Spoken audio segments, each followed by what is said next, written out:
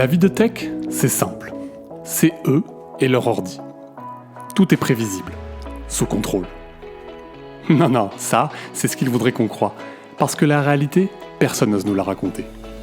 Enfin, jusqu'à aujourd'hui. Dans Tronche de Tech, on va leur tirer les vers du nez. On va leur faire raconter leurs meilleures anecdotes. Les nuits où tout part en sucette et les bugs que personne ne comprend. Et puis, s'ils sont sympas, on les laissera peut-être se vanter de quelques réussites. Je m'appelle Mathieu Sanchez, je suis le CTO d'Akazi et je vous souhaite une excellente écoute. Salut Pauline, comment ça va ? Ça va très bien, merci. Écoute Pauline, bienvenue sur Tronche de Tech. Merci d'avoir accepté l'invitation.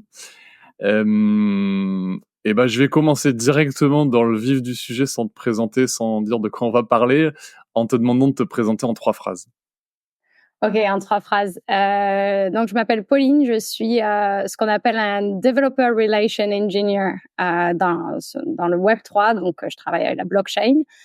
Je suis aussi maman de 3 enfants et j'habite en Suède. Voilà. Donc, ça fait un petit moment que j'habite plus en France. J'ai un peu vadrouillé. Donc, voilà, je suis en Scandinavie là pour l'instant. Cool. Ouais, j'espère que je sais pas si je vais pas cracher sur le temps parce que tu sais il fait pas beau. Non, on n'a pas besoin d'en parler. On est en juin. Là. Non, mais surtout tu sais je dis ça l'épisode là on est en juin 2024, tu vois, et c'est vrai qu'il a fait un mois de mai en France. Ouais, j'ai vu. Donc ouais, pas de quoi trop la ramener non plus. Non, mais c'est surtout que tu sais genre l'épisode il va sortir je sais pas, peut-être en août ou un truc comme ça se trouve on sera en pleine canicule en train de se dire qu'il fait trop chaud. Enfin bref, donc voilà. OK, c'est vrai. Ouais, c'est sûr. Donc comme tu as dit, tu es dans le Web3. Donc on va parler Web3 blockchain un peu aujourd'hui. Voilà. Ça va être cool, j'ai hâte. Et en plus Developer Relation, ça veut dire que finalement c'est un peu ton métier aussi d'expliquer ça aux développeurs, c'est ça ? Voilà, donc en fait, le Developer Relation, il y en a aussi dans le Web 2, mais c'est de manière générale, c'est plutôt sur des très grosses boîtes. Par exemple, Amazon, AWS, ils en ont, Stripe, Google, tout ça. Et en fait, le but du Developer Relation Engineer, c'est que son audience, ce sont les développeurs. Donc en fait, c'est pas une personne qui vend des produits. Moi, je vends pas du tout des produits. Moi, mon audience privilégiée, c'est en fait le développeur qui veut utiliser notre blockchain. Moi, dans mon cas, je travaille pour un protocole de blockchain. Donc, dans mon cas, c'est soit des ingénieurs qui sont déjà un petit peu habitués à travailler avec la blockchain, soit des hackers qui veulent lancer un projet et du coup, ils veulent déployer leur projet sur nos infrastructures, mais ils sont pas trop sûrs de comment on fait. Et bien sûr, comme le Web3, c'est pas hyper encore, ça reste un écosystème qui est très immature. Donc, il y a une énorme partie d'éducation qui est à faire sur des développeurs qui sont juste, qui connaissent pas, quoi. Donc on prend en charge aussi cette partie-là. Donc, on fait énormément d'hackathons, on fait énormément de choses comme ça, voilà. Ok, donc ce que tu dis, c'est que tu disais ça au début, le DevRel sur la partie Web3, beaucoup plus de boîtes en ont, même des boîtes de petite taille, parce que l'adoption est plus difficile. Enfin, il y a plus de concepts. Voilà, c'est ça. C'est un poste qui est hyper important, surtout dans un bull market. Donc, en crypto, il y a des bear markets, c'est quand le marché est bas, et le bull market, c'est quand le marché est plutôt haut.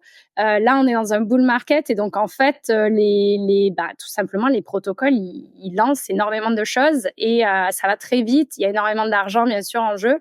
Et donc, en fait, le rôle du DevRel, c'est-à-dire que si tu as une blockchain mais que tu n'as pas de développeur, c'est comme avoir Internet, mais il n'y a personne qui fait des applications, c'est super, mais en fait, ça sert à rien. Donc, c'est un peu la même chose là. Et il y a énormément de blockchains, en fait. Je ne sais pas si les gens sont au courant, mais il y en a beaucoup. Et donc, c'est un petit peu à savoir laquelle est un meilleur fit pour moi. Est-ce que cette technologie-là est plus adaptée à mon projet ? Est-ce que... Voilà, il y a plein de différentes façons de voir la chose, mais le DevRel, il fait ça, voilà. Prenons le temps, du coup, peut-être de faire la distinction blockchain, crypto-monnaie, peut-être. Ouais, ça c'est assez important parce que je pense que c'est souvent les gens font l'amalgame. La crypto, ça s'apparente beaucoup plus à la finance en fait. Donc Si vous voulez, il y a une chose, c'est la technologie qui permet en fait de faire des crypto-monnaies. Et puis après, il y a tout ce qui va être déployé sur la blockchain en termes d'infrastructure. Donc ça peut être des applications qui peut-être vont avoir une monétisation qui se fait à travers de la crypto-monnaie, mais à la base, ce ne sont pas du tout des applications financières. Donc, vous pouvez avoir ce qu'on appelle socials. Donc, socials, ça peut être... alors, on n'a pas le Facebook sur la blockchain, c'est pas ça que je veux dire, mais il peut y avoir des choses sans profit, en fait. Il peut y avoir... il y a énormément de jeux, il y a du gaming, beaucoup. Il peut y avoir des choses qui sont un petit peu plus du domaine de l'art. Par exemple, tout ce qui était avec les NFT dans le marché précédent. Bon, ça, évidemment qu'il va falloir payer à un moment donné. Si vous voulez, le moyen de paiement va se passer par une crypto-monnaie, très certainement. Mais à part ça, ça n'est pas forcément une application avec des fins financières, comme par exemple un échange. Donc, un échange où si vous allez sur Coinbase ou tout ça, ce sont vraiment là où vous pouvez trader, là où vous pouvez... Donc, en fait, il y a deux parties. Voilà, il y a la partie qui est la technologie qui permet, en fait, de faire circuler toutes ces crypto-monnaies. Et il y a la crypto, c'est-à-dire celui qui est trader et qui achète et qui revend et qui s'occupe de... Il y a des market makers, il y a tout un univers qui est vraiment similaire à la finance. Et ces gens-là sont pas ingénieurs. Enfin, ils ont des applications, si vous voulez, qui fonctionnent avec des infrastructures blockchain, mais ça reste quand même deux choses différentes. Donc, vous pouvez tout à fait trader, enfin, vous pouvez tout à fait acheter et boursicoter en crypto et n'avoir rien à faire avec des applications sur la blockchain directement. Oui, surtout que maintenant, ils commencent à avoir des cryptos dans des assurances vie, je crois, des trucs assez... Oui, donc en fait, c'est ce qu'on appelle vraiment la fintech, la contraction vraiment de la finance et de la technologie en même temps. Donc, on en a déjà plein. Hein, ça veut dire, vous payez Revolut, Stripe, tout ça, c'est déjà de la fintech. C'est juste que là, il y a la partie crypto qui est finalement intégrée. Et voilà, mais ça existe déjà beaucoup, en fait. Et du coup, la blockchain, donc c'est la techno qui permet, en fait... les cryptos. Voilà. Pour expliquer peut-être que ce que c'est qu'une blockchain, en fait, je sais pas si c'est pertinent. Moi, j'ai en tête un petit peu, alors c'est très simplificateur, mais de dire que c'est l'infrastructure, tu vois, c'est un petit peu l'équivalent dans le Web 2 de ce que va être AWS. C'est-à-dire qu'en fait, c'est un petit peu la puissance de calcul et, enfin, voilà, c'est un peu ça que ça fournit, mais c'est un peu plus large que ça quand même, non? Alors oui, ça, c'est un petit peu plus large que ça, c'est-à-dire qu'en fait, la blockchain, ce que tu peux dire, c'est que c'est un registre public. Ouais. C'est-à-dire que toutes les données ne sont pas enregistrées sur la blockchain. La blockchain, c'est alors, je suis désolée, des fois, je dis des mots qui sont complètement en anglais. C'est pas du tout que je veux me la péter, mais je ne sais vraiment pas les mots en français parce que j'ai pas du tout été développeur en France ou jamais travaillé en France. Donc, en fait, la blockchain, c'est pas du tout un storage qui est efficace, d'accord, pour les données. Donc, déjà c'est cher, ça n'a aucun intérêt en fait de mettre des données qui servent à rien sur la blockchain. C'est vraiment donc la blockchain sont des blocs et ce que ça permet en fait, c'est un registre public, c'est-à-dire que c'est immuable. Ouais, c'est ça, immuable, je pense qu'on dit en français. Et en fait, personne ne peut contester les transactions. Donc voilà, c'est complètement un registre qui est ouvert. Personne ne peut arrêter la blockchain. Ça n'est pas possible. Enfin, il faudrait arrêter en fait l'internet dans le monde entier. Et ça me paraît être un petit peu compliqué déjà. Et puis, je pense qu'on aura on aura d'autres problèmes si ça arrivait, d'accord? Donc en fait, on ne peut pas l'arrêter. C'est là, c'est transparent. Les données, les transactions qui s'y font, personne ne peut contester la validité de ça. Et donc voilà, c'est un petit peu ça la blockchain. Donc les crypto-monnaies, elles sont en fait créées avec ce qu'on appelle des smart contracts, des contrats intelligents. Et ça, c'est ça qui permet en fait de communiquer avec la blockchain. C'est le seul point d'interaction avec la blockchain dans le code. Ce sont des smart contracts. Voilà. On va rentrer dans les smart contracts un peu, je pense, après. On va y revenir parce que je pense que c'est intéressant de comprendre ce que c'est. De toute façon, on va revenir sur le Web3 après, mais parlons un peu de toi, du coup. Comment toi, tu arrives dans la tech et finalement dans ce monde du Web3? Ouais. En fait, à la base, j'étais pas du tout, développeur. J'ai eu un autre, un autre métier avant. J'ai été, à peu près 10 ans, 9-10 ans, j'ai été prof. J'étais prof de lettres et de philosophie, en fait. Et j'ai enseigné dans plusieurs pays. J'ai enseigné à la fac, j'ai enseigné, dans des lycées, et puis, en fait, je me suis retrouvée, il y a quelques années, en Suède. Je suis arrivée un peu comme ça, et c'était assez compliqué pour moi de trouver un travail en tant que prof. Je parlais pas suédois. Et voilà. Et je pense que les choses ont fait que les conditions étaient pas optimales. Je me demandais quand même si je voulais encore faire ça. J'ai beaucoup de respect pour le métier de prof, donc j'avais pas du tout envie d'être une prof qui avait pas envie d'aller au travail. Et du coup, je me suis dit, bah, qu'est-ce que je peux faire? Parce que là, ça me paraissait un petit peu compliqué. Il y avait pas d'opportunité pour moi.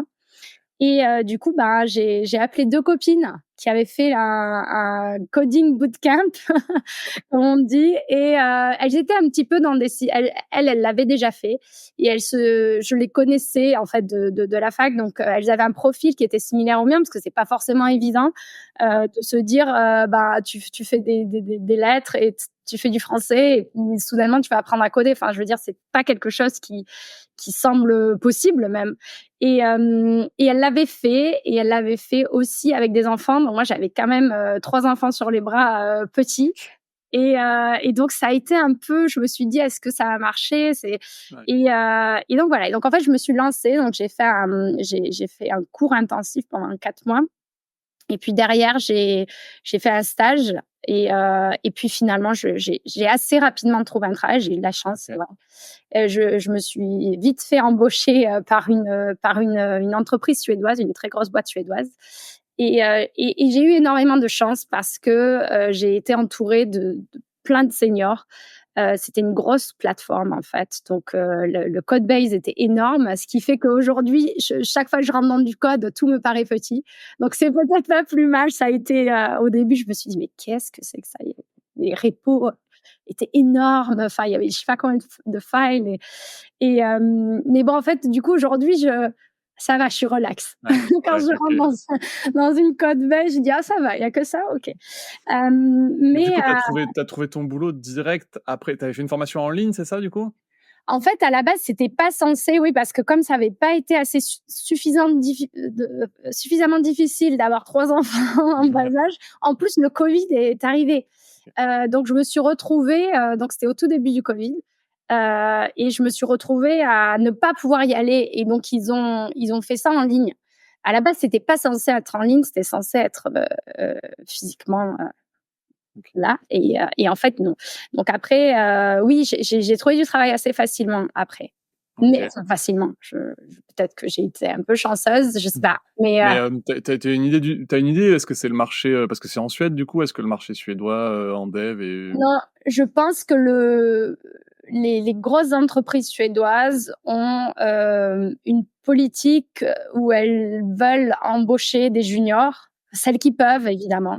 Je pense que c'était une très grosse boîte, donc c'était pas Volvo, mais c'était un truc un peu du genre. Ok.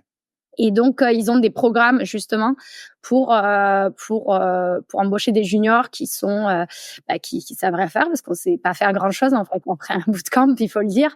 Mais qui ont envie d'apprendre et qui sont capables quand même de travailler dans des équipes, et qui sont...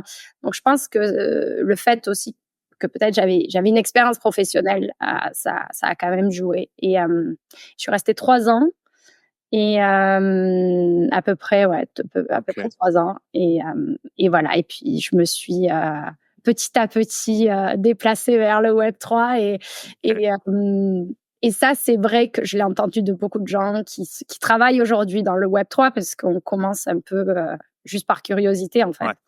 Et c'est ce qu'on appelle en anglais le rabbit hole. C'est tu commences à y aller, et puis au bout d'un moment, tu peux plus t'arrêter, parce que il se passe toujours des trucs. T'as toujours tu te réveilles Ouais, et tu sais ouais. pas ce qui va se passer le lendemain, parce que il y a un hack, il y a un machin, il y a oh là là, il se passe tellement de trucs. Et après, On va en parler de ouais. hack de blockchain, ouais. Et bah ouais, après on va parler un petit peu aussi de comment t'es allé vers le Web3 peut-être plus en détail. Avant ça, je sais pas si dans ta reconversion ou dans ce parcours-là, t'as un souvenir particulièrement pénible ou on va dire un pire souvenir du code. Ouais, alors je pense qu'il y a des souvenirs pénibles. Je pense que tous les juniors développeurs, ils ont des souvenirs pénibles tous les jours. Je pense que tout le monde a des debugging sessions qui sont un peu difficiles.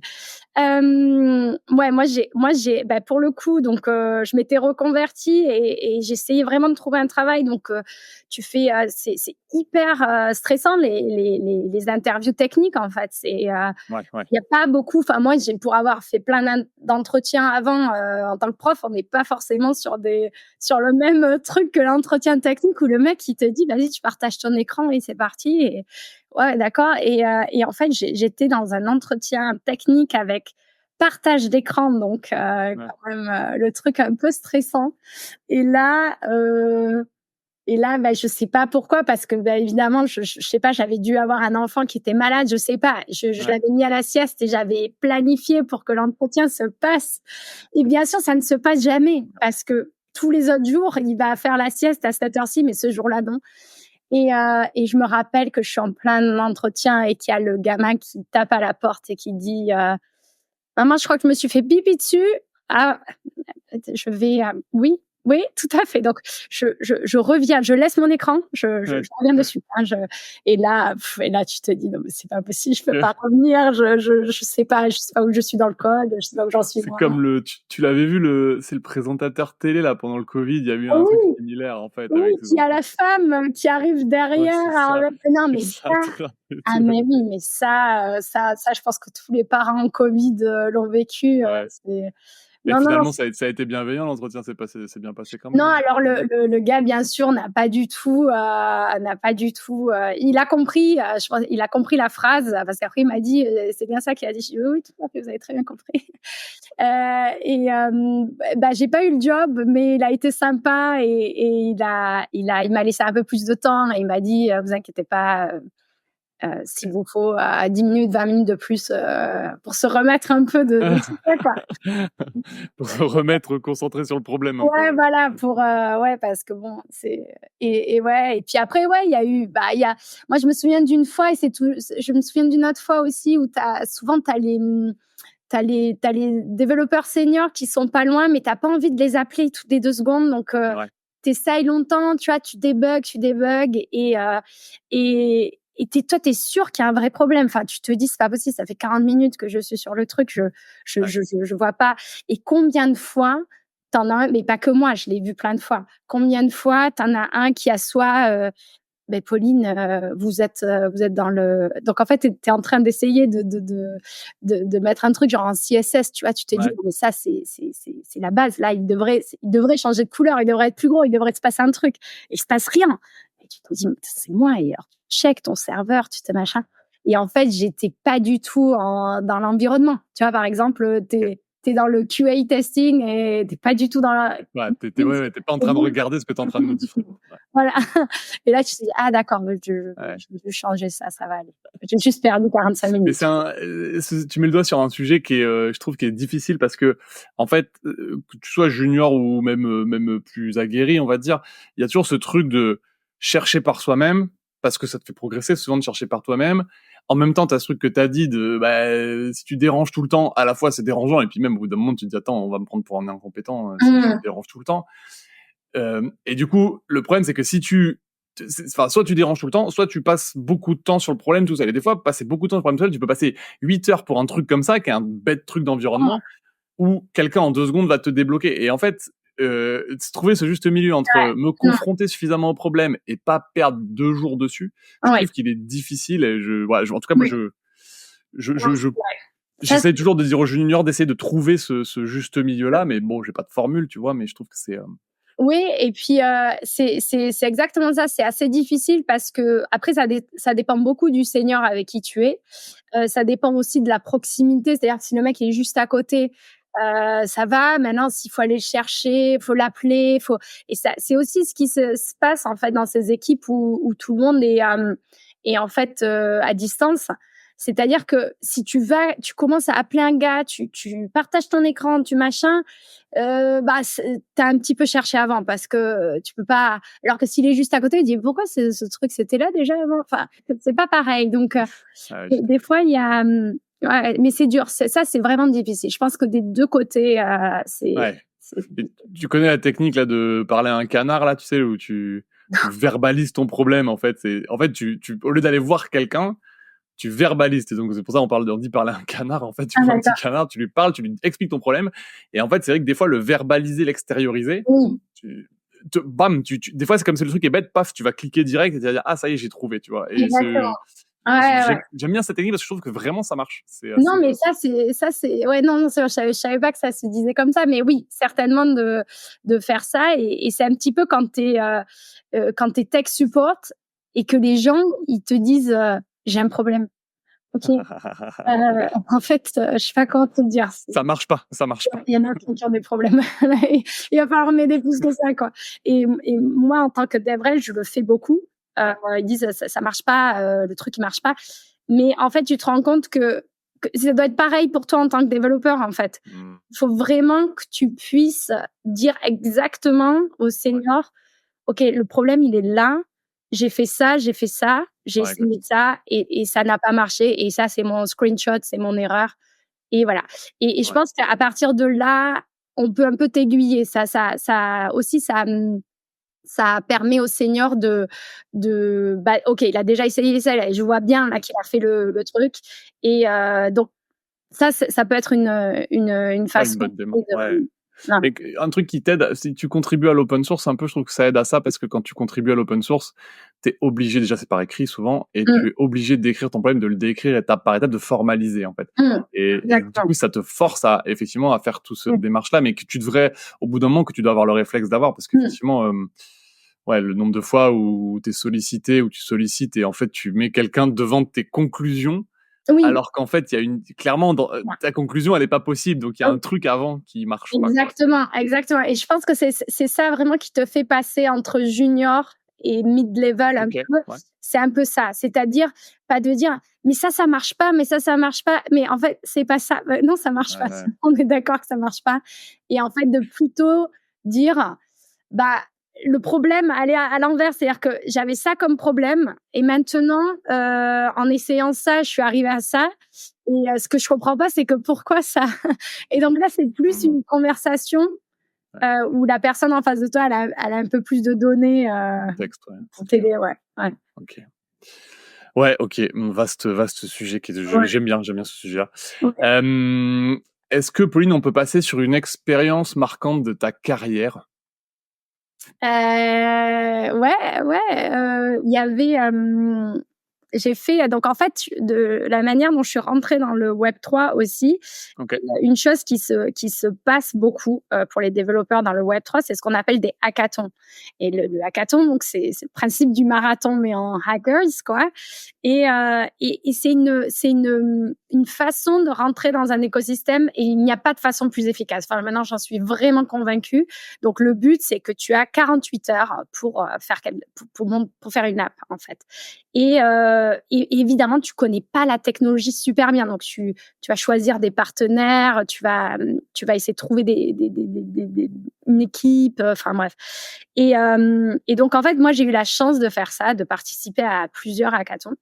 Et en fait, il y en a un qu'on a gagné, et on n'y croyait pas. Donc, c'était le hackathon, c'était au Vietnam, c'était East Vietnam. Donc souvent, c'est Ethereum qui organise ces conférences. Et on a gagné.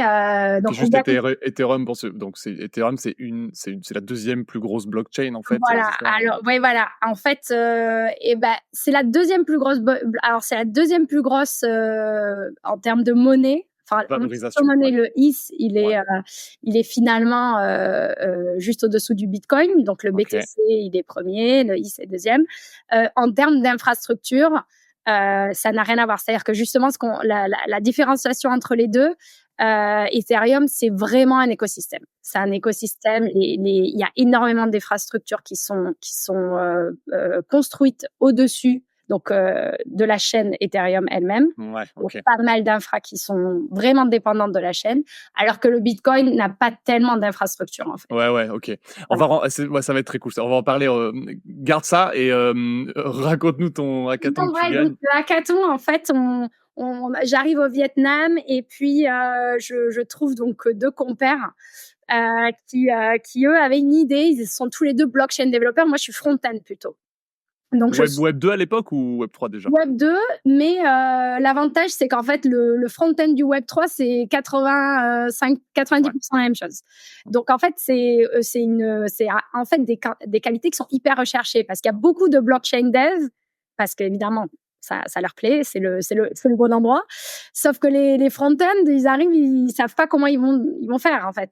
Et donc, moi, j'étais la front-end développeur de l'équipe et on a fait une application qui était très, très spécifique au Web3. Donc, je pense que c'est pas hyper intéressant d'expliquer ce que ça faisait parce que ouais, c'est assez compliqué, mais et c'est compliqué juste parce que c'est une infrastructure, vraiment, c'est pas du tout pour des utilisateurs, c'était vraiment destiné aux développeurs blockchain.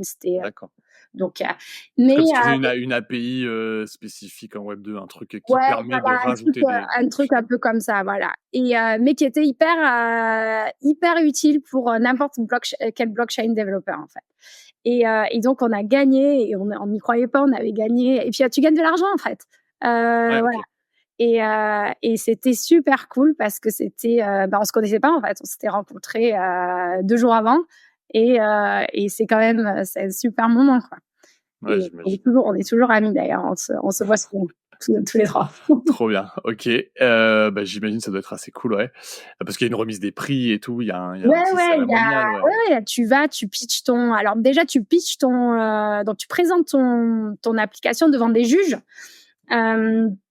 Et puis après, qui sont des gens de la fondation Ethereum ou pas forcément. Les juges, c'est un peu tout. C'est-à-dire, c'est des gens qui sont évidemment qualifiés, mais qui peuvent venir de différents protocoles ou de différentes compagnies d'entreprises.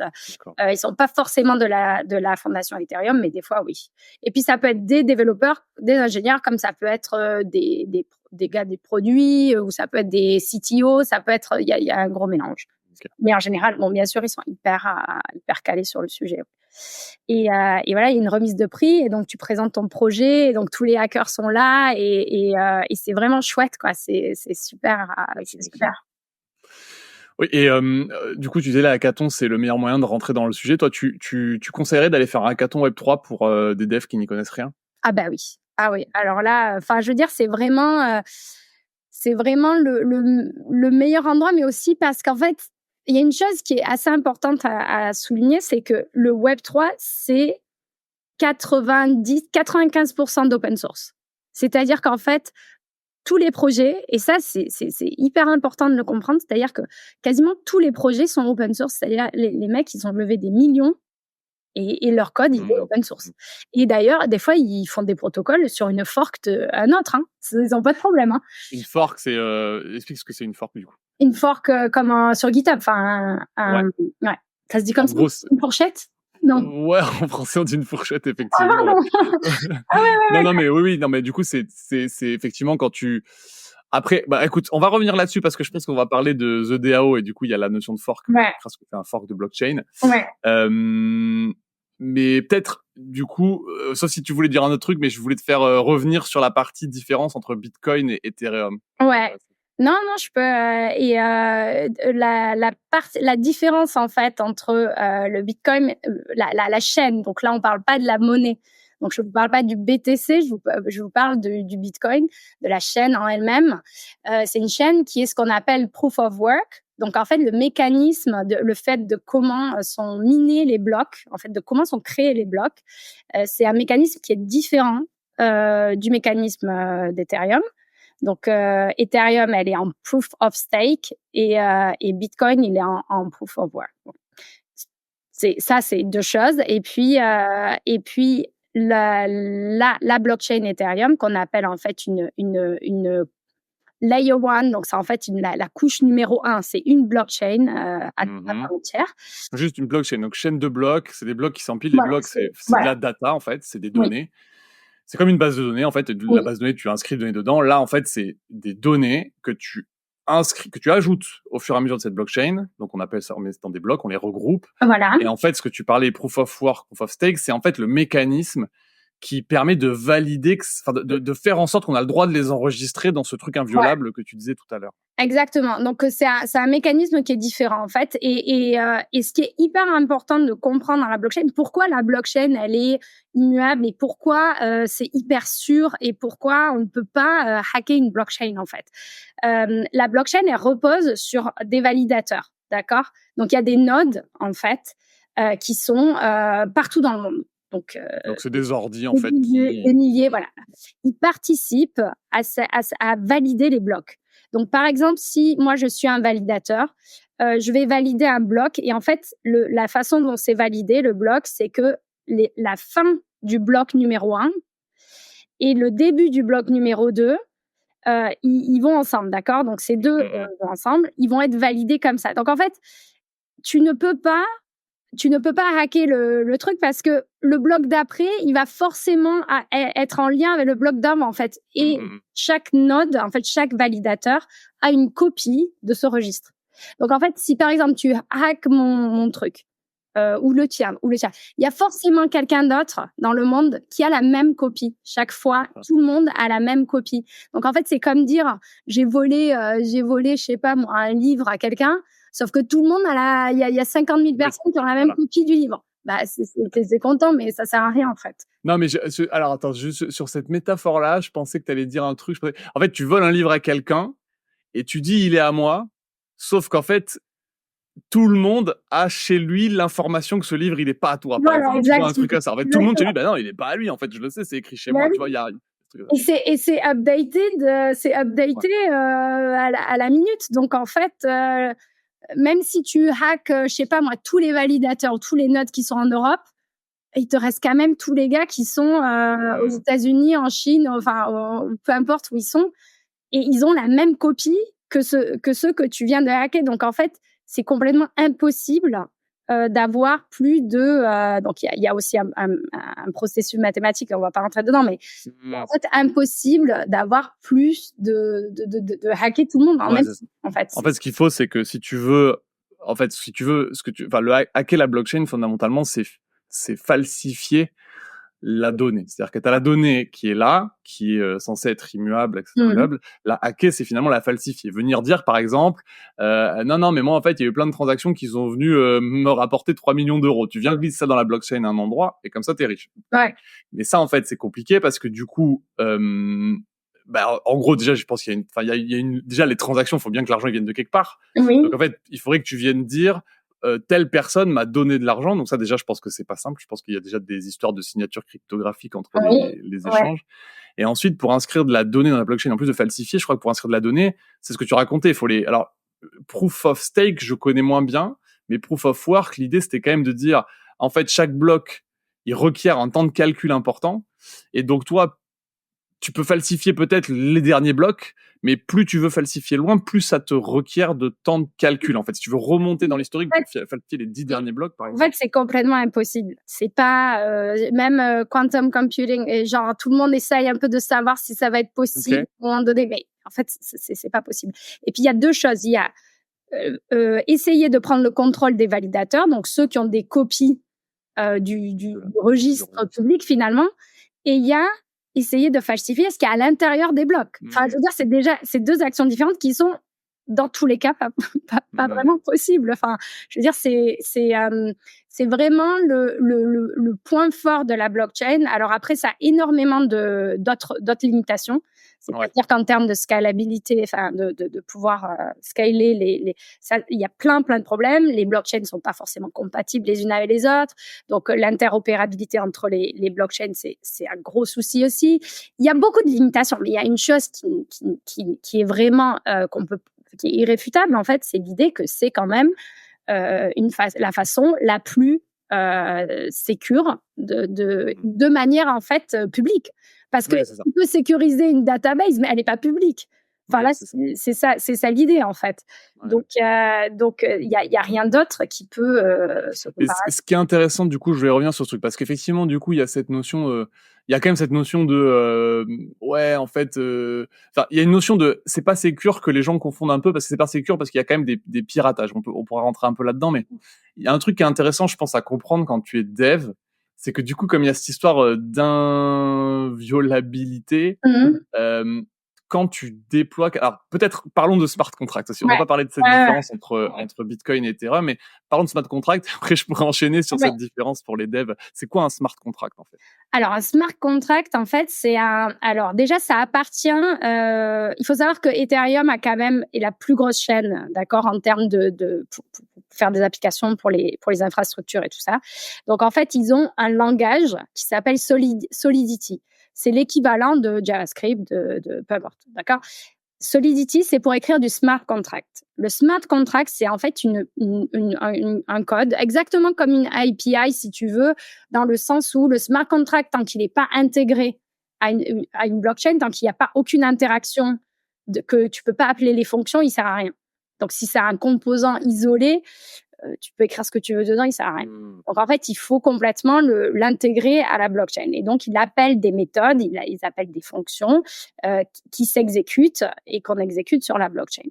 Et en fait, c'est le seul moyen d'avoir en fait de communiquer, je veux dire, avec la blockchain. Voilà, c'est ça le smart contract. Et en fait, ce sont c'est du code, c'est tout. Ouais. Et c'est là que l'analogie. C'est la logique en fait de ton code. Ouais, c'est ça. Mais c'est là que l'analogie avec AWS, en fait, je trouve, prend son sens. C'est qu'en fait, en gros, toi, tu développes ton code en JavaScript, en ce que tu veux. Tu le mets sur AWS pour que des gens puissent l'appeler, l'utiliser parce qu'ils ont accès à ton API. Voilà. Là, les smart contracts, c'est un peu pareil. Tu codes ton truc. Sauf qu'en fait, donc, il est codé en Solidity et tu vas le déployer sur la blockchain. C'est la blockchain et les nodes, en fait, donc les gens qui participent à la blockchain, qui seront chargés d'exécuter le code de ce smart contract si quelqu'un le demande, en fait. Et si quelqu'un le demande et paye pour l'exécuter, puisqu'évidemment... Alors oui, alors après le smart contract, c'est vrai, comme c'est du code, c'est vraiment une fonction que tu mets dans ton application. Donc si par exemple, moi, je sais pas, tu vas sur une application et tu veux prendre du Ethereum et tu veux le changer en, je sais pas moi, en Solana, d'accord, en Sol, ok. Ouais, c'est une autre crypto-monnaie. C'est une autre crypto-monnaie. Quand tu vas appuyer sur ton truc, faire l'échange, ça va appeler une fonction dans un smart contract qui va bien sûr être lié à un oracle, enfin pour avoir des prix, tout ça. Bon, bref, ça c'est exactement comme en Web 2. Mais l'idée c'est qu'en fait, pour signer, pour que cette transaction elle soit faite sur la blockchain, là à ce moment-là, c'est là où tu as une interaction qui se passe qui n'est pas Web 2. Donc là, c'est complètement isolé. Et tu vas la signer en termes d'utilisateur. Tu vas dire je suis bien l'auteur de cette transaction et tu la signes en fait, et c'est là où c'est un peu compliqué pour les utilisateurs, tu la signes à travers une adresse. En fait, chaque contrat a une adresse et qui est anonyme. En fait, on ne peut pas savoir que c'est toi. Et d'où ce truc de dire, c'est transparent, oui. On peut savoir que c'est 0x machin qu'il a envoyé à 0 machin truc, parce qu'on ne sait pas que l'un est Mathieu et l'autre est Pauline. Mais là, du coup, attends, juste, j'arrive pas à suivre parce que tu me parles des gens qui s'envoient. Là, c'est la notion de donc ce qu'on appelle un wallet. J'ai un compte bancaire, en fait. C'est de même nature que les smart contracts, en fait, Alors, les wallets, c'est des accounts. Donc, c'est aussi dans Solidity. Tu peux aussi ils existent, ils sont codés. Et en fait, le problème, c'est que les mots qu'on utilise souvent en Web 3, les gens les associent à des concepts de Web 2. Mais en fait, c'est pas un peu c'est un wallet, c'est pas forcément un wallet où tu gardes de l'argent. Toi, tu vas y voir un peu quelque chose, mais à la fin, c'est quelque chose qui te permet de signer et de dire cette fonction elle va être exécutée comme ça. C'est ça. C'est un peu ta clé. C'est ta clé qui te permet d'aller exécuter. Une clé en fait. Oui, c'est une clé. C'est une clé avec il y a une private key, un public key Il y a de la, qui te permet de t'identifier sans forcément révéler ton identité. C'est juste ça qui identifie. On sait que toi, potentiellement, tu as les droits pour faire ci, faire ça. C'est ça que font les EOA, ça s'appelle External Own Account. Et en fait, c'est ça qui te permet de finaliser ta transaction. Et voilà. Mais c'est aussi un problème, ça a énormément de problèmes pour le UX. Tu te penses bien que si chaque fois que tu veux faire, parce que là, c'est une transaction qui a du sens. Mais des fois, tu veux, je sais pas moi, dans un jeu, tu veux acheter des skins, tu as le truc qui dit, machin, il faut que je valide ma transaction. Ça, c'est chiant. Donc en fait, il y a énormément de problèmes. Mais oui, en gros, l'idée, c'est que la blockchain, c'est quelque chose qui est complètement décentralisé. Ça permet le peer-to-peer communication through money. En fait, c'est peer-to-peer et sans avoir aucune institution au milieu qui prend le relais. Donc, je reviens sur mon truc de développeur là, puisque je voulais expliquer un petit peu la complexité ce qui est rajouté en termes de complexité pour les développeurs. En gros, toi, tu as une idée, tu veux faire, donc on va reprendre ton programme, tu veux faire un programme qui permet, un smart contract du coup, qui permet de transformer de l'Ethereum en Solana. Donc, tu vas coder ce truc-là. Alors, je sais pas si c'est un bon exemple. Ouais, je sais qu'il existe déjà, mais je sais pas si c'est un bon exemple parce que ça suppose de l'interopérabilité entre des blockchains.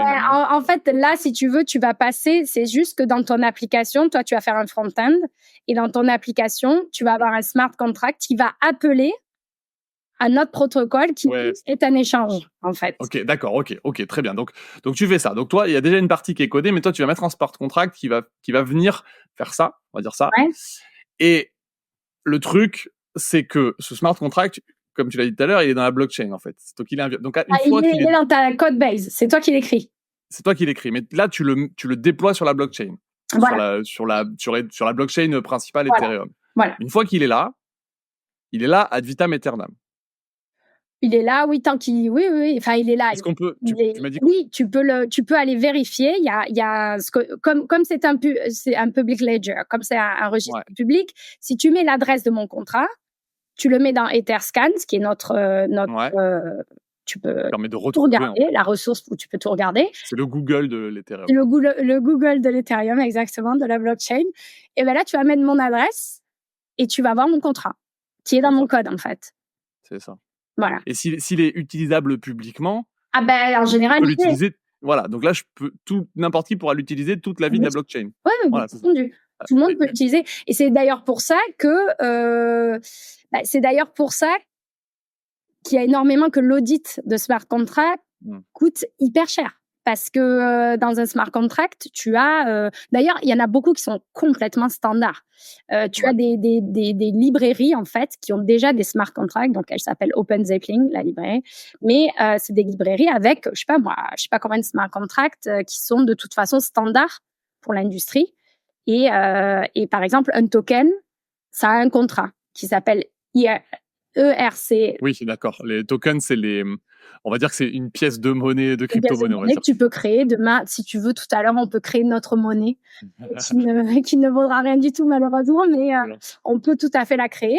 On va faire le tronche de tech. Attends, voilà, tronche de tech token. On la déploie sur une blockchain et tout le monde peut voir le contrat de notre token. Et Dieu sait ce qui peut se passer. Peut-être qu'on deviendra peut-être riche. Ouais. Mais surtout, donc là, quand tu es dev, donc tu parlais de l'audit en fait. Le truc, c'est que si tu déploies un bug là-dedans. Bah oui. Voilà, et c'est là que j'en venais à la sécurité de la blockchain, etc. Et je voulais embrayer sur cette histoire que j'ai trouvée assez folle là sur Ethereum en fait. Et je l'ai relu un peu, mais je sais pas si tu auras mieux les détails que moi sur cette histoire. Je l'ai lu il y a un petit moment, donc tu parles du hack de The DAO. Ouais, exactement. Ouais. En fait, vas-y. On est on est en, je sais pas combien, 2016, je crois. 2016, un truc comme ça. Et en fait, ce qui se passe, c'est que, donc, le DAO, je sais plus exactement bien, c'est Decentralized Autonomous Organization. En gros, l'idée, c'est d'avoir une espèce d'utiliser la blockchain pour faire des organisations décentralisées où, en fait, tout le monde a un petit peu le pouvoir les décisions doivent être prises, comment dire, peut-être pas à l'unanimité, j'imagine, ça dépend des règles Ça dépend des règles du smart contract. Voilà, mais c'est comme si tu avais un petit peu du vote public, quoi, où tu dis, voilà, on est 3000 et on a le pouvoir de prendre toutes les décisions. Les décisions étant comment on va faire évoluer peut-être notre organisation, nos smart. Exactement. Donc là, pour le coup, ça existe toujours. Hein. Moi, par exemple, l'entreprise pour laquelle je travaille, la trésorerie est managée par une DAO. Okay. Donc ça existe, c'est complètement. Et en fait, ça donne le pouvoir. Donc c'est exactement comme si on votait publiquement, mais on ne sait pas qui vote, d'accord ? Sauf que ce n'est pas l'information et les votes ne passent pas à travers des databases centralisées. Ça passe à travers une blockchain. Donc en fait, c'est irréfutable. C'est-à-dire que si moi j'ai voté et que j'ai le droit de voter et que mon smart contract, il a dit cette personne, c'est là. Et voilà. Il n'y a pas de quelqu'un qui a bourré les urnes ou ce genre non, il n'y a personne qui a mis le ticket dans sa poche. Non, c'est ça. Et donc en 2016, c'est un petit peu le proof of concept. En fait, c'est la première Ethereum fait cette première DAO. Ça marche bien. Il y a je sais plus, ça monte à plusieurs dizaines de millions de valorisation. C'est un fonds en fait. C'est ça. Un fonds d'investissement, je crois, ou un fonds collectif. C'est ça. Les gens viennent rajouter de l'argent pour participer à cette DAO. En fait, c'est un peu le gros truc d'Ethereum à ce moment-là. Et à un moment, en fait, ils s'aperçoivent que tout d'un coup, les fonds sont en train de disparaître. Donc mais par millions en fait, sont en train de disparaître. C'est-à-dire qu'en gros, il y a quelqu'un qui est en train de hacker le smart contract qui définit les règles de la DAO pour retirer l'argent. C'est-à-dire qu'en gros, il a trouvé un bug. Donc l'histoire du bug, je la connais pas exactement, mais en gros, si tu veux, c'est comme s'il pouvait retirer dans un distributeur bancaire à l'infini avant que son solde se mette à jour. Donc il a que 10 €, mais en fait, il peut retirer des dizaines de milliers d'euros parce que en gros, il fait un espèce d'appel récursif du code, quoi. Voilà. Et donc il retire je sais pas combien jusqu'à que les 3 minutes, je sais plus, mais il a quasiment, enfin, pour qu'ils aient pris la décision qui s'ensuit, il avait quasiment tout vidé, le mec. Ouais, mais en fait, donc effectivement, ils voient partir ça, et en fait, le premier truc qu'ils font, c'est que eux, donc comme ils peuvent pas arrêter le smart contract, ils peuvent pas, ils ont aucun moyen de corriger le bug, en fait, c'est ça qui est fou. Et ben ils comprennent ce que fait le hacker et ils font la même chose de leur côté plus vite que lui, en fait. Donc en gros, ils vident l'argent qui reste. Donc le DAO, mettons que t'as 100 millions, le hacker il a pris 30 millions et eux ils se dépêchent de rapatrier les 70 millions en utilisant le même truc pour retirer les 70 millions. Donc c'est quand même un truc de fou, c'est quand même en train de te dire attends, pour regarder mon argent, et une fois qu'ils sont là, le problème c'est qu'ils ont quand même quelqu'un qui a 30 millions sur un compte qui a été piqué, et là ils font un truc qui est complètement qui a été hyper comment dire discuté, j'ai pas le mot, mais qui est compliqué pour le... C'est controversé quand même, mais il fallait controversé, c'est ça. C'est qu'en fait ils font un truc, ils disent ok, en fait on s'est fait avoir, tu vois, ça aurait pas dû se passer comme ça, et du coup ils forkent la blockchain, c'est ce que tu disais tout à l'heure, donc ils forkent, donc en fait ils font une copie avant le hack, c'est ça ? Fork, parce qu'en fait, fork, quand je le mentionnais avant, je veux dire qu'il y a des protocoles qui forkent une technologie d'un autre protocole juste parce que leur GitHub est open source. D'accord. Là, en fait, la hard fork, c'est la hard fork de la blockchain. Donc, c'est vraiment c'est next level quand même. Tu dis juste, tout d'un coup, il y a tu reviens en arrière, en fait. Tu dis, à partir de là, c'était l'état de la blockchain qui m'allait bien. Parce que c'était avant qu'on se fasse piquer 30 millions. Voilà. Et hop, on part et on en fait une deuxième. Et du coup, tout d'un coup, tu te retrouves avec une blockchain qui est l'Ethereum et l'autre qui s'appelle Ethereum classique. Ethereum classique, ouais. C'est ça. Ouais.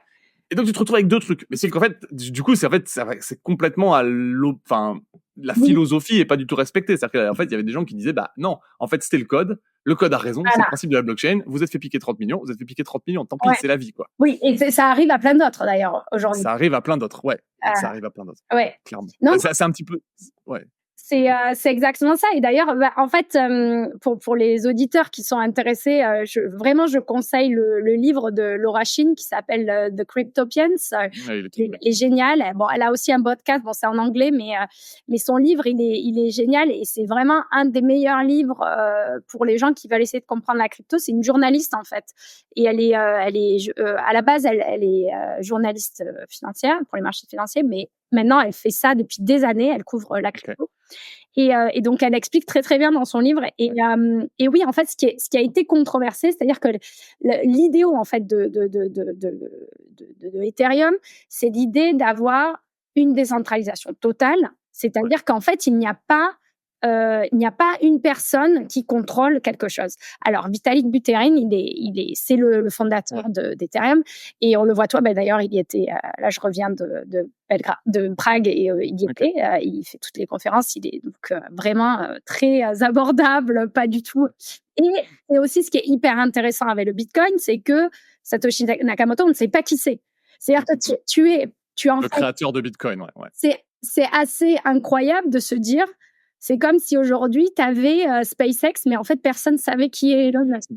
C'est-à-dire que et en fait il n'y a pas de CEO. Enfin, je veux dire, Bitcoin, c'est aujourd'hui la crypto, c'est à 3 trillions. Enfin, comment c'est des trillions c'est des milliers de milliards, non? Milliers de milliards, mais en fait la première monnaie, on ne sait pas qui c'est qui l'a faite. C'est quand même et c'est ça qui est à la fois génial et incroyable, et c'est pareil avec Ethereum, parce que oui, Vitalik Buterin, il existe, c'est un mec qui aime faire du code. Enfin, je veux dire, à la fin, lui, tu sais, faire les soirées crypto, ça l'intéresse pas du tout, quoi. Enfin, tu le vois, tu comprends de suite.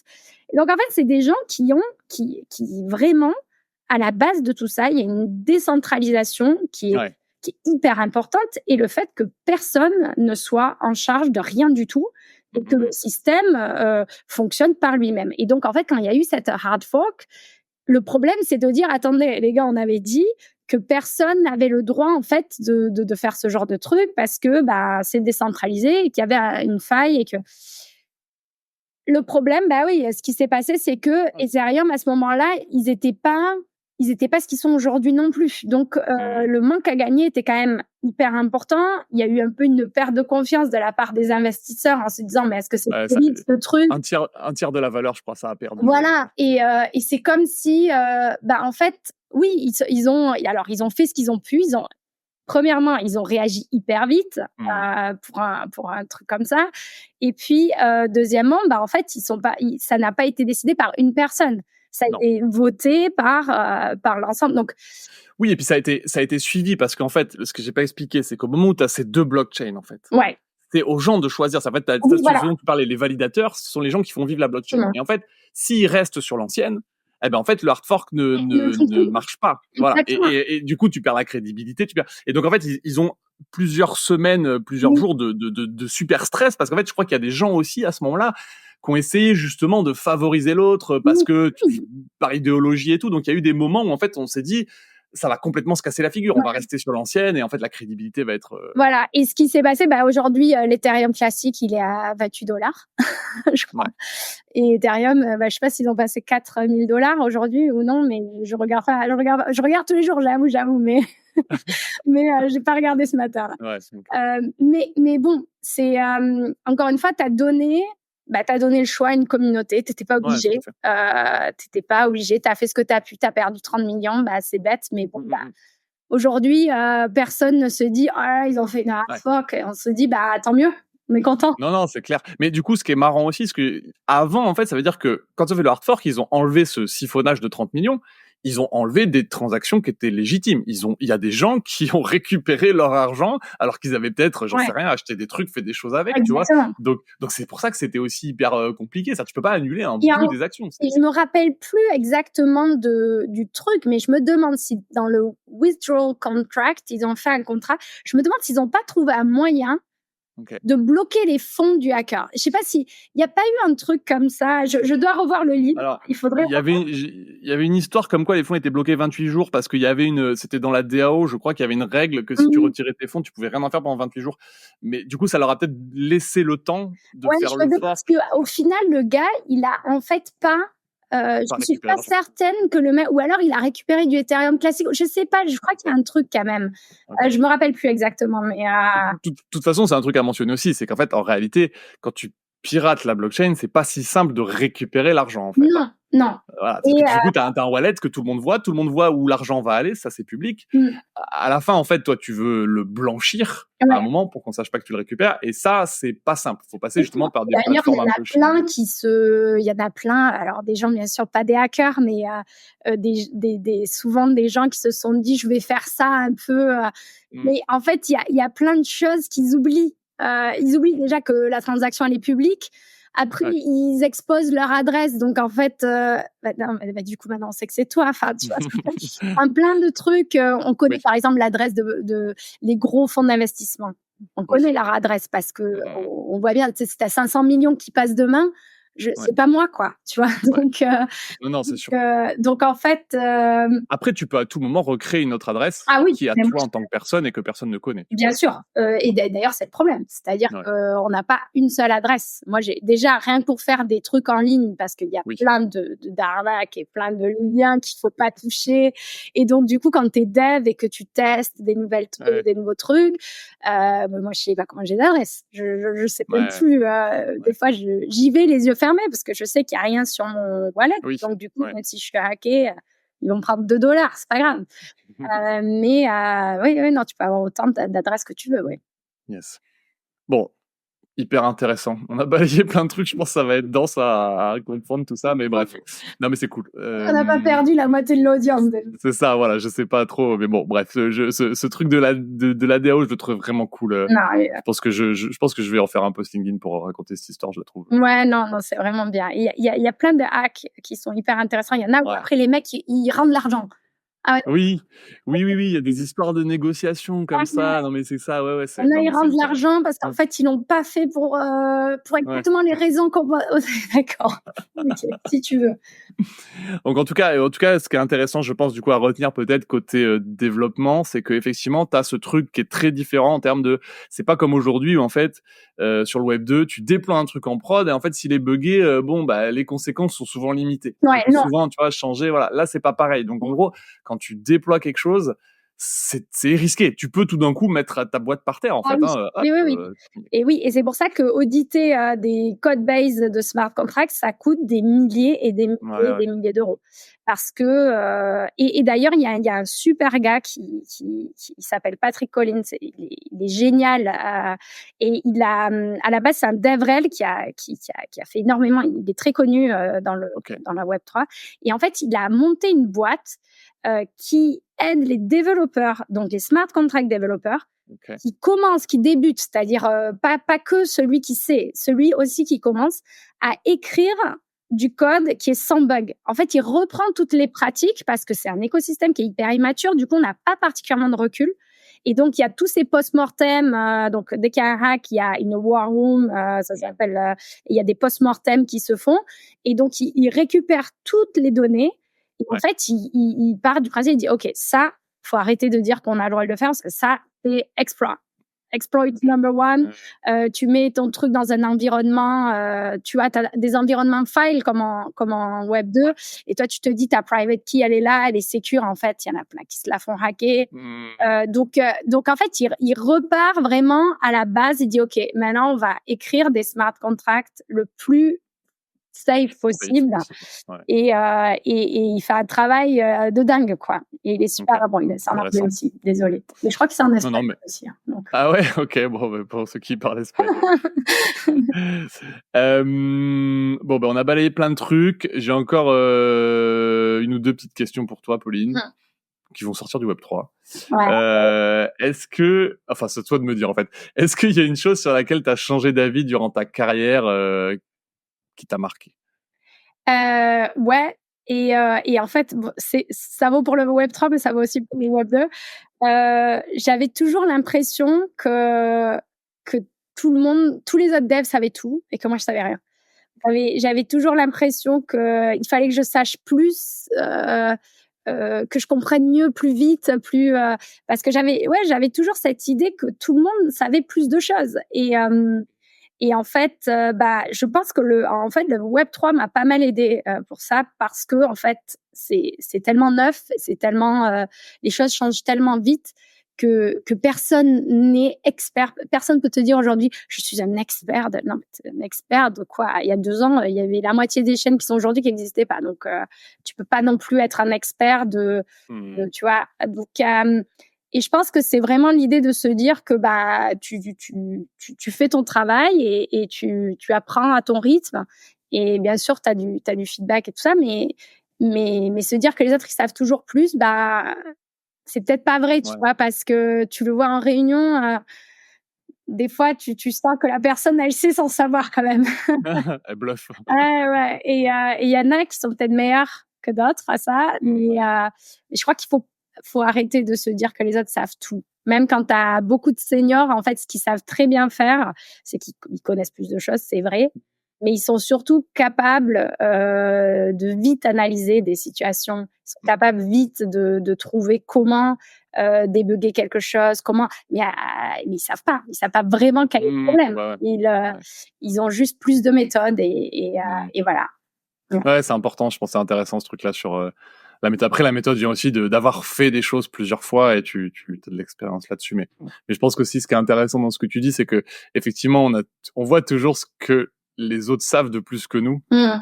Tu vois, plutôt que ce qu'ils savent de moins que nous, ce qu'on a apporté. Souvent, je pense que c'est un peu ça. Et il faut pas oublier qu'en fait, des fois, le simple fait de poser des questions bêtes, en fait, c'est pas si bête. Exactement. Des fois, tu poses la question, tu te rends compte, en fait, l'autre, il sait pas du tout expliquer. Tu te dis, en fait, tu n'as rien compris.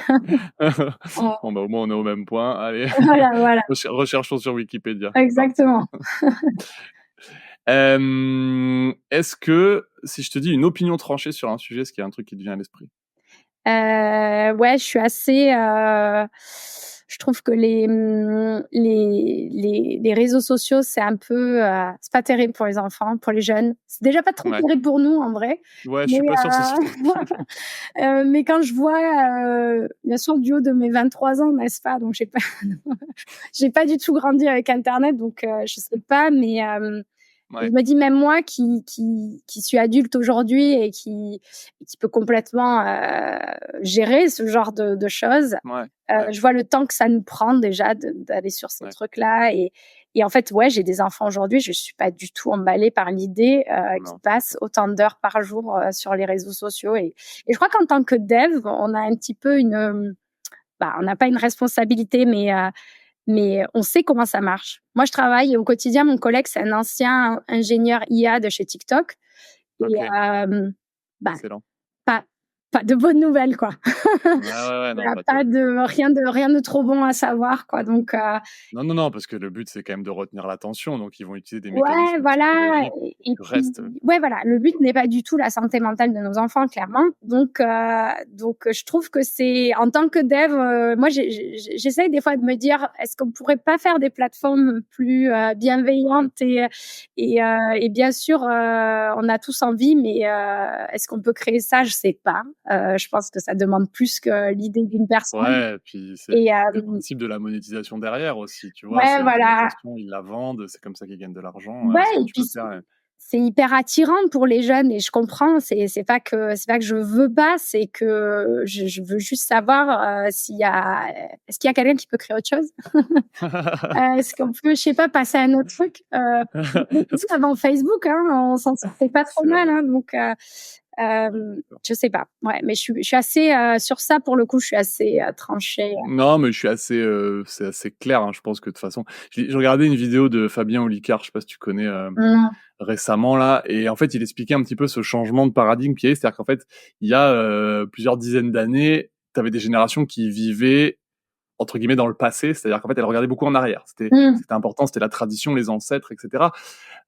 Parce que aussi la technologie était pas la même. Et puis est arrivé un petit peu vers les années 2000 la technologie qui nous a fait nous projeter beaucoup dans le futur. Tu vois, il y a aussi, je pense, je sais pas si c'est vrai, il le dit pas ça, mais développement de la science-fiction par exemple, ce genre de choses. Et tu vois, pendant les années 2000, t'avais plein de magasins qui s'appelaient Vidéo Future, Truc 2000. Il y avait, c'était toujours un petit peu plus tard. Et du coup, nous, on était un peu une génération. Je pense qu'on est un peu de la même, tu vois, qui se projetait vers le futur. Et en fait, aujourd'hui, c'est une génération de l'hyper présent, mais pas au bon sens du terme. En fait, il faut toujours voir ce qui se passe en ce moment partout dans le monde. T'as BFM TV, t'as les chaînes et les TikTok et les réseaux sociaux participent à ça, en fait. Et ce truc, t'aliènes un petit peu parce que du coup c'est complètement du coup t'as jamais le temps de te projeter, de penser, et t'es un petit peu toujours dans ce stress permanent de je vais rater quelque chose qui va se passer tout de suite. Non, c'est vraiment ça, c'est vraiment cette idée, c'est pas juste j'aimerais avoir des choses que j'ai pas, c'est aussi l'attention, elle est moi j'ai longtemps été prof, donc je me suis bien rendu compte après l'attention c'est-à-dire c'est 1 seconde et demie TikTok. et on passe et donc du coup c'est assez compliqué parce que tu vois, quand t'es dev, tu vois bien le temps que ça peut prendre de débugger un truc. Je me dis mais qui va être capable dans 10 ans de s'asseoir alors oui, bon, ChatGPT sera meilleur certainement, on va lui donner Il y aura toujours des bugs. plein de mais au bout d'un moment, il va falloir que tu t'assoies et que pendant 20 heures, tu regardes ton truc et que tu analyses un peu. Enfin, il y a plein de métiers où en fait, tu peux pas.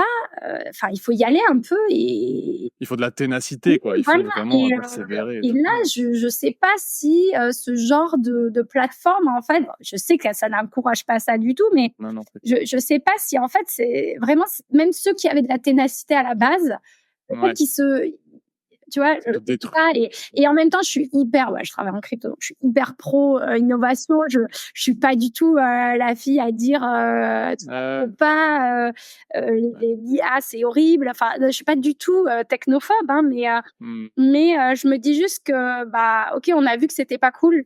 Est-ce qu'on peut essayer de trouver autre chose? Et voilà, mais ouais, je suis pas très optimiste, je sais pas. Je sais pas. Moi, j'essayerai de protéger mes enfants au max, tu vois. Mais c'est compliqué parce que tous les autres, ils sont là en train de, tu vois, tu veux pas les mettre à l'écart des autres qui sont tous en train de regarder ce qui s'est passé et toi, ton gamin, il est pas au courant parce que voilà. C'est sûr, non. Parce que tu veux rester cool quand même. Ben ouais, et puis même t'as un côté, tu veux qu'il s'intègre en fait, tu veux pas, tu vois, tu te dis bon, et d'un autre côté tu te dis mais en fait pourquoi je vais le forcer à s'intégrer dans mais ouais, mais parce qu'en fait je sais pas, c'est une société qui est en train de se développer que tu la connais pas. Et et je pense que je sais pas si nos parents se disaient pas la même chose à la télé. Oui. Voilà, tu vois, ils se disent c'était mieux avant tout le monde. On a collé devant la télé. J'ai même pas de télé chez moi aujourd'hui.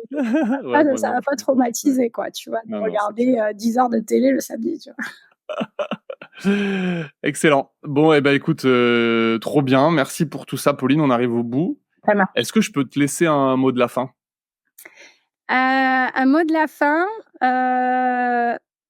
Déjà, premièrement, pour tous les gens qui veulent peut-être se reconvertir dans la vie en général et ça fait peur et c'est plein d'inconnus, mais moi je suis tellement contente de faire le métier que je fais aujourd'hui et j'adore être prof. Enfin, je veux dire, j'ai trouvé vraiment c'est complètement possible d'avoir deux domaines dans lesquels on s'éclate. Donc et c'est vachement intéressant pour moi. Je suis hyper contente de l'avoir fait.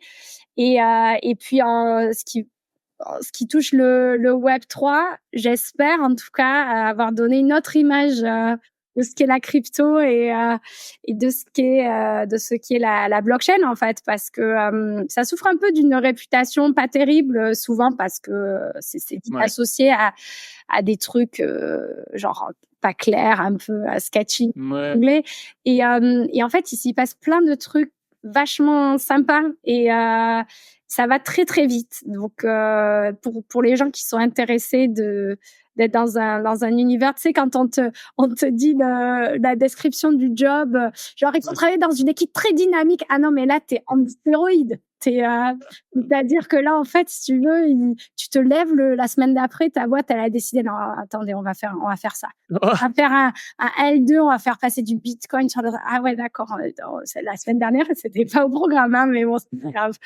Donc c'est aussi pour les gens qui sont hyper qui cherchent ça, quelque chose d'hyper innovant. Je pense que c'est un super écosystème. Et qui bouge vite, ouais. Okay. Voilà. Ok, merci encore pour ça. C'était trop chouette de discuter Web3. Merci beaucoup en tout cas. Non, avec plaisir. Je parle pas souvent français, donc c'était l'occasion. Super. Bon, très bien. Bon, cool. Merci Pauline, et puis à bientôt. Au revoir.